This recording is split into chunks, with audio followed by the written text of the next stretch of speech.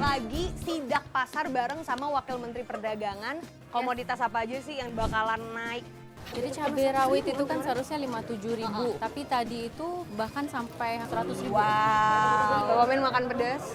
Suka sih. Suka pedas. Iya. Jadi berhemat juga nggak cabai naik nih Saya harganya? tuh akhirnya ya. Mau curhat nggak nih, ada Bu Wakil Menteri Perdagangan? Turunin. Kerudung, ini kerudung lah ya, Iya, bisa iya. dibilang kerudung. Ini menandakan, melambangkan personal journey sebetulnya. Oh, iya? Jadi I feel closer to God with it.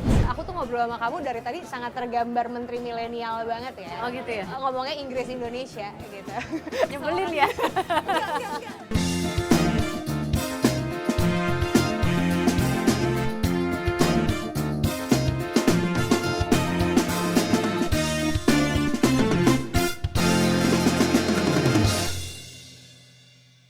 Selamat pagi ibu-ibu, masak apa hari ini? Pasti lagi pada pusing ya gara-gara bahan pokok semua harganya naik. Naik semua ya Bu? Pusing? Yang dagang pusing, yang beli ikutan pusing, karena semuanya pusing ya. Hari ini saya lagi sidak pasar bareng sama Wakil Menteri Perdagangan, Diah Roro Esti. Kita pengen tahu, jadi sumber kepusingan ini dari mana aja sih? Ikuti saya di Point of View. Assalamualaikum, saya mau ngecek harga. Kalau harga telurnya dulu, telurnya berapa? 31. Ada kenaikan dikit ya Pak ya. Seharusnya 30 biasanya, sekarang 31.000. Telurnya saya bisa beli nggak Pak? Sekilo. Ya, yang ini ya Pak ya, yang telur ini. Oke.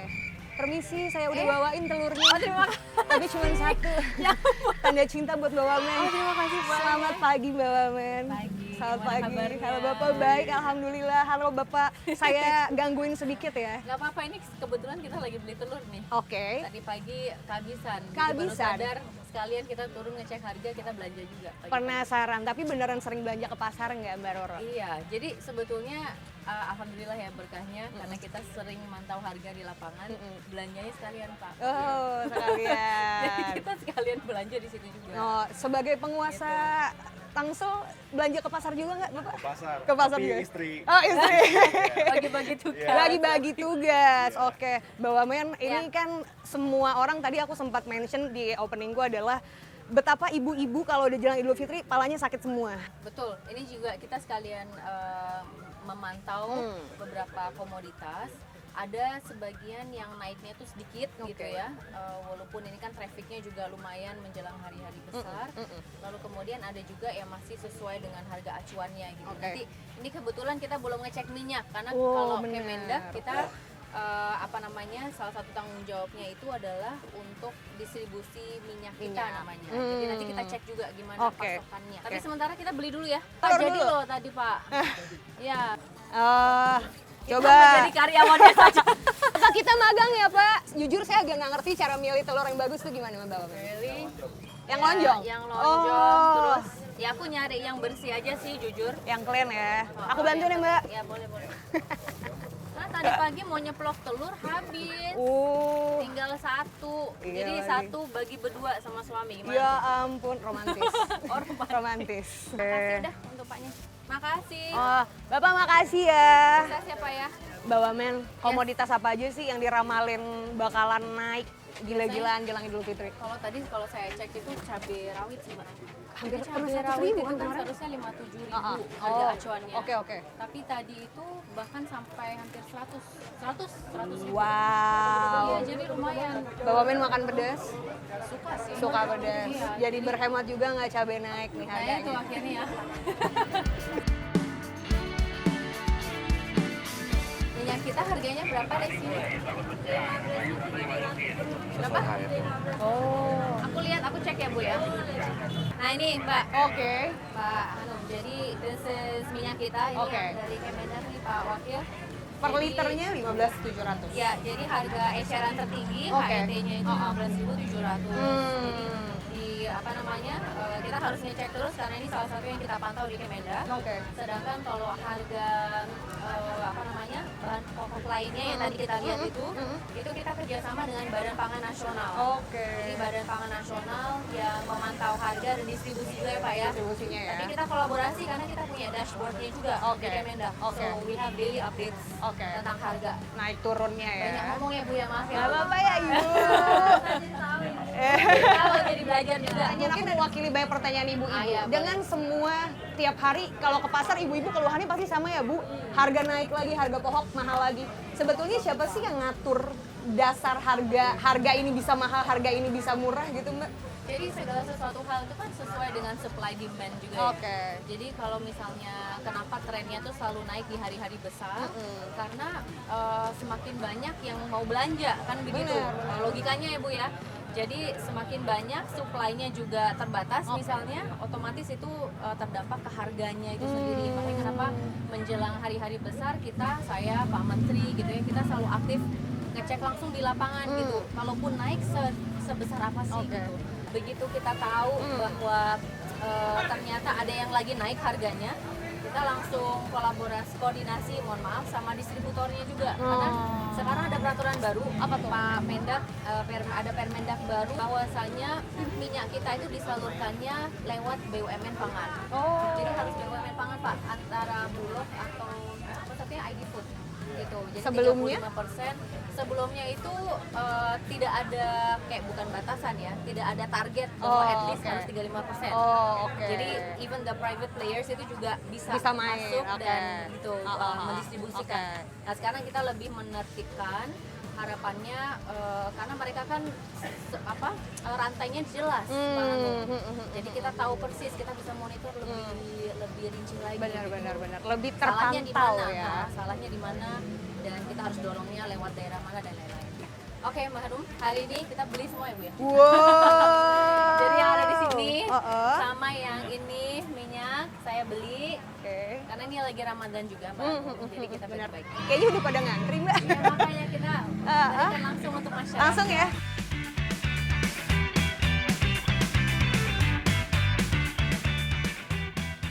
Oke, Mbak Roro, tadi udah beres abis bagi-bagi. Banyak banget ya, antusiasmenya luar biasa loh. Iya, biasanya kita nggak nge-shoot. Oh iya.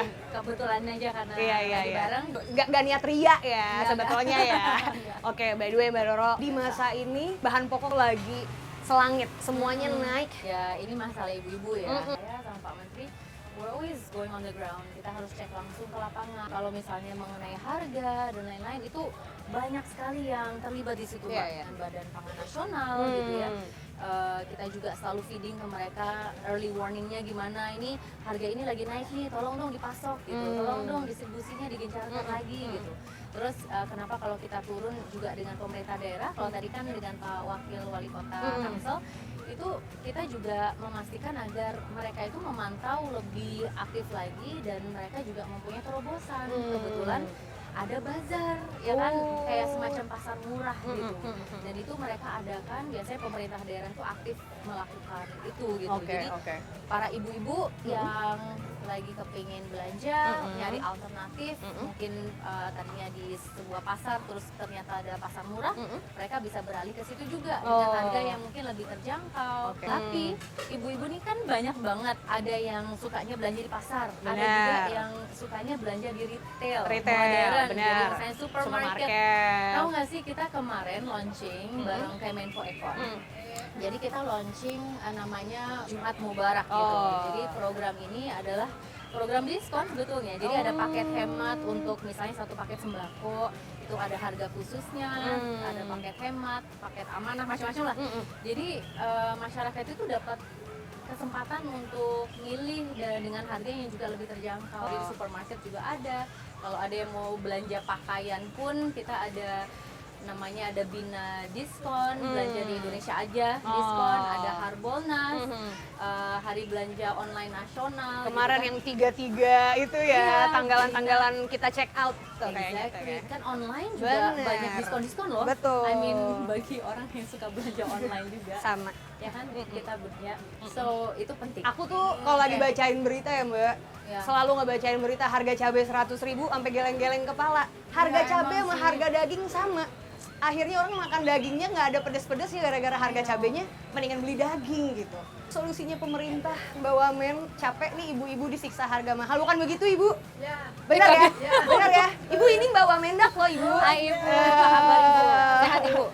Iya. Alhamdulillah. Ibu habis belanja apa Pak? Beli daun buat lontong. Beli daun? Ya, saya dagang. Oh dagang. Lontong, kolak. Oh seru Ibu banget. bisa bikin kolak? Bisa. Oh Ibu namanya siapa? Umun Maimunah. Mumun Maimunah. Ya. Ibu Mumun. Ibu Mumun, Ibu Mumun. Lucu deh namanya. Cute. Ibu Mumun rumahnya di mana? Di Taman Kedau. Oh dekat sini. Jadi emang tiap hari ke pasar Ya, sini. tiap hari. Saya kan dagang. Oh. Masya Allah. Tengah. Saya kemarin kehujanan dagang cuma dapat 50.000. Iya. Berarti ini lagi belanja barang-barang buat ntar dagang Iya, tajil. sore. Hebat banget Bu Mumun. Bu Mumun, tapi dari semua bahan-bahan yang Bu Mumun pakai, Iya. ada yang naik-naik nggak harganya? Ada Apa? cabe, Oh, Cabe ya. kentang. Kentang. Semua pada naik. Semua pada Kacang, naik. minyak. Mau curhat gak nih ada Bu Wakil Menteri Perdagangan? Turunin. Memang banyak faktor ya Bu ya. Kayak misalnya cabe lagi naik banget gitu kan. Biasanya karena cuaca juga kan permintaannya lagi naik. Terus cuaca juga lagi kayak begini. Belanjaannya mana Bu? Selamat. Oh itu. Semangat. Oh bawa kantong sendiri, hebat. Tapi Benar. ini justru bagus Bu karena reusable. Jadi Iya, kita bisa harus dipakai menjaga lagi. lingkungan kita Iya, juga, iya. ya kan? Iya. Ini daging nih ya. Daging yang harganya sama kayak cabai ya Bang ya? Berapa harganya? 140. 140. Sebetulnya menjelang hari-hari besar itu karena faktor demand-nya Benar. semakin naik, otomatis harga juga akan naik gitu. Betul. Jadi itu sesuatu hal yang memang pada prinsipnya akan terjadi, hanya saja gimana kita meminimalisir. Kalau hari-hari lainnya alhamdulillah stabil biasanya. Aman-aman gitu. aja. Harga itu aman dan masyarakat itu juga senang berkunjung ke pasar.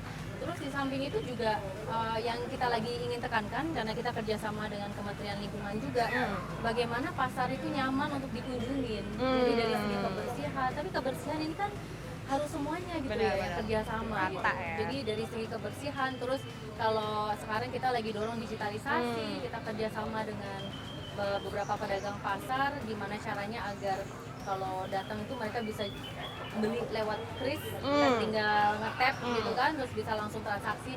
Jadi memang banyak sekali hal yang sudah dilakukan dan harus terus kita lakukan agar kemudian pasar rakyat itu tetap bisa beradaptasi dengan perubahan-perubahan yang terjadi secara global, secara digital dan lain-lain. Juga nggak bikin kalah pusing adalah suasana geopolitik yang sekarang juga lagi mempengaruhi negara kita kan Mbak. Gimana akhirnya kemarin serangan Israel Amerika ke Iran, lalu serangan balasan Iran, ini kan juga somehow mempengaruhi harga-harga yang ada di kita. So far gimana Kementerian Perdagangan bisa memanage ini supaya tidak signifikan dampaknya buat masyarakat? Untuk sementara kalau kita mantau dari segi gimana dampaknya ke harga, misalnya harga di dalam negeri masih terpantau aman gitu ya Mbak ya. Tapi selebihnya kita juga punya strategi nih di Kemendak. Karena kita tupoksinya bukan hanya pengamanan pasar dalam negerinya, tetapi juga perluasan pasar luar negerinya melalui perjanjian-perjanjian dagang. Jadi intinya ada perang nggak ada perang, kita tetap melakukan gitu. Kita tetap melakukan pendekatan dengan negara lain. Tapi sebetulnya udah beberapa waktu ini kita jalan nih melakukan trade agreement negotiation dengan mereka dan mereka terbuka banget ke Indonesia. Mbak, aku tuh ngobrol sama kamu dari tadi sangat tergambar menteri milenial banget ya. Oh gitu ya? Ngomongnya Inggris Indonesia gitu. Nyebelin ya? Enggak. Menjadi anak muda di kalangan birokrasi yang mungkin usianya sudah dewasa dan cukup berumur gitu ya. How do you Maksudnya feel? tua gitu, nggak enak ngomong tua kayaknya. Nggak enak. Ntar gimana saya ngomong menteri yang lain tua kan bingung juga ya. Sebagai anak muda ya kita tetap nggak apa-apa kok dengan gaya anak muda gitu kan. Maksudnya namanya juga kita masih usia segitu, tapi bukan berarti juga kita tidak bisa kerja, ya kan? Bukan berarti muda, berarti kita tidak mampu, kita tidak tahu, kita tidak bisa gitu. Jadi kita harus extra effort untuk membuktikan bahwa kita itu sebetulnya mempunyai kemampuan untuk menyelesaikan sebuah masalah atau apa. Karena selalu ada stereotype itu, belum lagi perempuan. Benar. Belum lagi perempuan gitu, jadi double stereotype.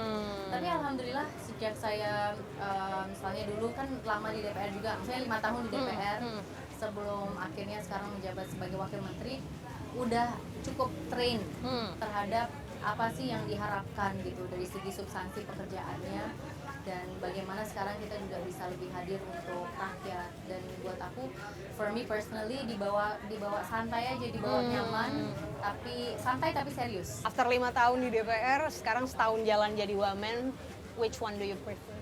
I love both. Oh, I mean, kalau buat saya tuh nggak pernah mimpi loh Mbak.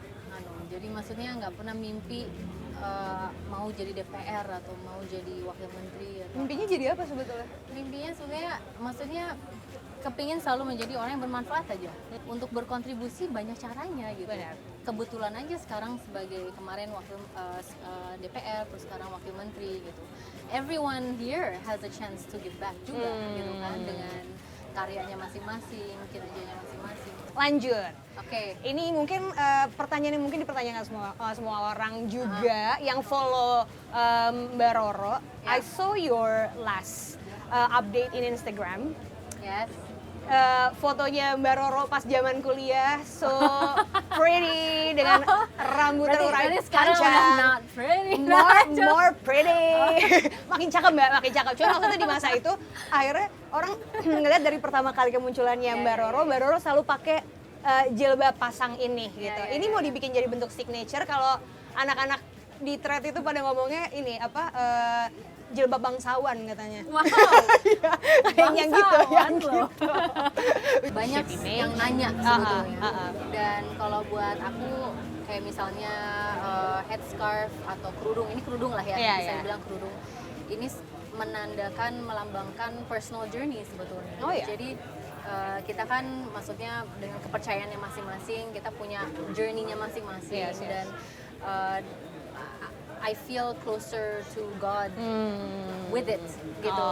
Jadi itu yang membantu saya, dan ya pasti kan banyak yang antara mengkritik, ada yang suka gitu. Julid aja itu sih. Entah itu mungkin kurang tertutup atau gimana gitu ya. Tapi for me, saya merasa bahwa ini bagian dari journey saya, dan Tuhan tahu isi hati saya gitu, ibaratnya kayak gitu. But Jadi it's really I guess now it's good. a trademark ya. Iya, cantik banget karena mungkin you. jadi menginspire banyak orang Thank untuk you so dengan gaya yang kayak gitu.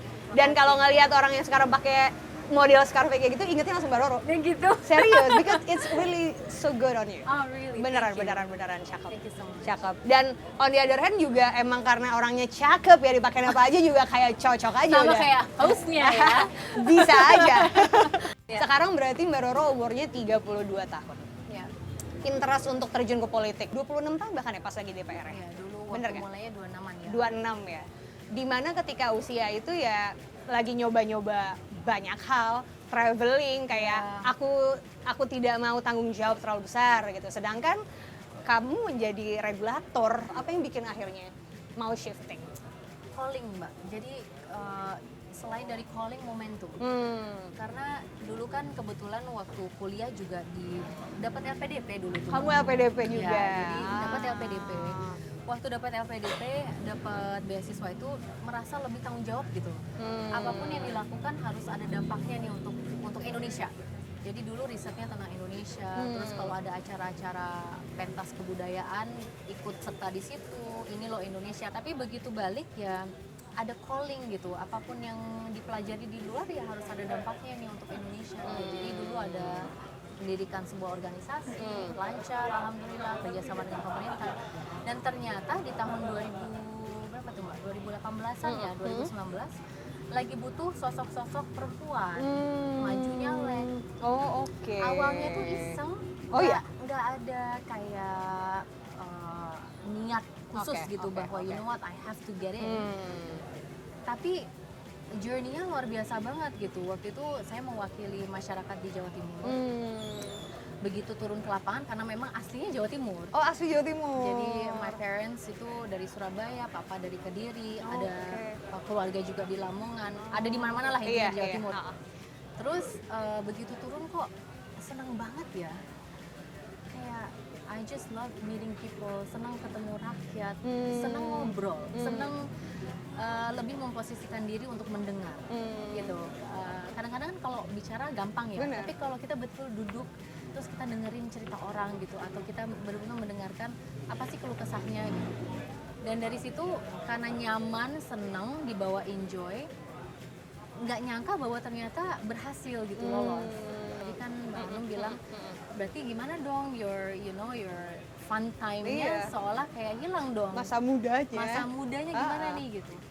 Dan memang akhirnya banyak sekali pengorbanan. Jadi pengorbanan yang tadinya bisa dipakai untuk traveling dengan konotasi fun ya.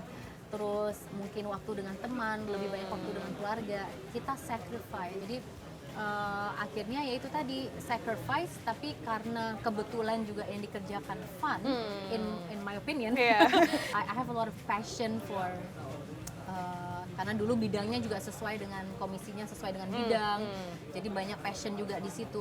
Terus juga bisa keliling Indonesia, mendengarkan masalah masyarakat Indonesia, kita translate menjadi sebuah kebijakan. Jadi sebetulnya fun-nya itu hanya saja menjadi berbeda gitu dengan pada umumnya. Iya. Dan ketika pekerjaan menjadi fun, akhirnya yang setiap hari kita jalankan tuh nggak terasa, Mbak. Nggak berasa kerja. Nggak berasa kerja gitu sampai oke. titik ini, Oke. sampai hari ini gitu. Jadi I always enjoy kalau saya begitu, saya merasa saya bisa bermanfaat untuk orang, itu udah cukup untuk membuat saya merasa you know what, I love this. This is fun. Oke. Very nice, inspiring sekali. Iya. Tadi sempat di-mention LPDP. Nah, menarik. Sebagai alumni LPDP.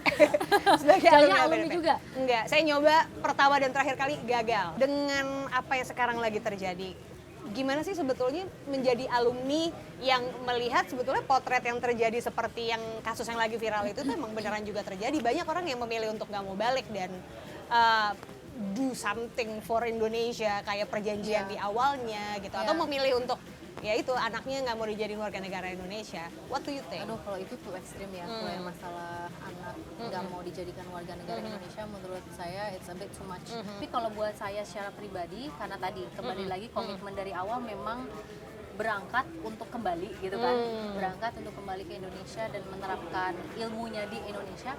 Karena saya merasa Indonesia itu negara yang, I mean we're a developing country dan kita masih butuh nih Talenta-talenta ini, minds-nya iya. Indonesia untuk melakukan sebuah terobosan, untuk melakukan sesuatu di Indonesia gitu kan. Akhirnya sekarang orang jadi menyoroti soal LPDP ini. Ada yang akhirnya jadi ragu untuk join karena dipantau sama banyak mata se-Indonesia. Emang segala sesuatu hal itu kan pilihan. Benar. Kalau misalnya udah apply buat LPDP berarti itu sebuah komitmen juga gitu. Dan kita mempunyai tanggung jawab untuk memegang komitmen itu. Tapi di sisi lain juga kita turut bangga bagi mereka yang misalnya kalau akhirnya nggak milih LPDP terus tetap keluar negeri dan berkarya di sana dan mempunyai nama, bisa membanggakan Indonesia di kancah internasional pun, it is something to be proud of menurut saya ya gitu. Keren nggak sih kalau misalnya suatu saat nanti CEO-nya Microsoft itu dari Indonesia, contoh, Keren sih. atau CEO-nya apa gitu dari Indonesia, itu kan itu menjadi sebuah kebanggaan juga untuk negara Indonesia. Iya. Kreditnya nggak cuma buat diri sendiri tapi juga buat For the satu country. negara. Kita aja bangga sesama warga ya. Iya. Last but not least, 3 kata soal tentang seorang Mbak Roro. 3 words, Three words for about you. myself. Iya. about Itu you nggak for mudah loh. us. Nggak mudah ya? Ya, kalau tiga bisa nggak ngomongnya gini? Gimana, Mengabdi untuk Indonesia. Oh, 3 kali ya. Tiga Iya. kan ya? Oke, masuk dong. Boleh. Mbak Roro, terima kasih banyak banget ya. Thank you so much. Aku menunggu agenda yang lebih seru lagi untuk kita bisa explore. Harapannya mewakili ibu-ibu satu Indonesia. Ya. Harga bisa lebih nyaman untuk kita keluarin uang dari kantong, Mbak Roro. Insya Allah kita punya pemerintah kerjasama dan Oke. kita coba mencarikan solusi yang Oke, lebih baik. amin. So, terima kasih banyak Thank Mbak you. Roro. Selamat meneruskan pekerjaan lagi. Thank you, semangat Oke. selalu juga. Terima kasih Mbak Roro. Oke, kalau gitu Point of View sampai di sini dulu. Saya mau lanjut belanja pasar karena kebetulan udah sekalian bawa kantong ya. Mau belanja mumpung lagi di pasar Ciputat. Kalau gitu saya Aziza Hanum untuk Point of View. Bye-bye.